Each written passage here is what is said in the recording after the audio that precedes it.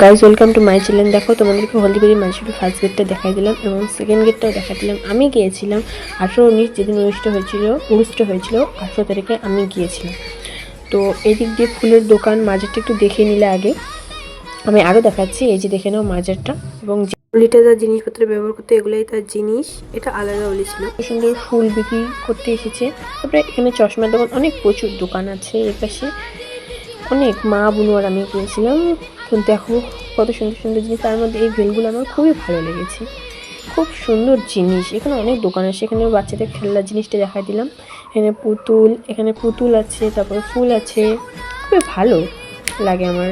2 দিনই খুব মজা হয়, আমি 2 দিনই ঘুরি বাড়ির ফ্যামিলির সাথেও ফ্রেন্ডদের সাথেও। এখানে দেখো কানের, কত সুন্দর সুন্দর কানের। এখানে কানেরগুলো দেখে আমার খুবই পছন্দ হয়েছিল, তাই আমি 3-4 জোড়া কানের নিয়েছিলাম, খুবই ভালো লাগছে। তারপরে এখানে দেখো আরও চশমার দোকান, প্রচুর দোকান বলবো না। এখানে দেখো পুতুলের দোকান। এখানে আমরা মা বুনু আর আমি ফাঁকা জায়গায় বসছিলাম, তারপরে আরও হাঁটা শুরু করলাম। তারপর উপর থেকে দেখানো কত সুন্দর সুন্দর কতগুলো দোকান, প্রচুর দোকান।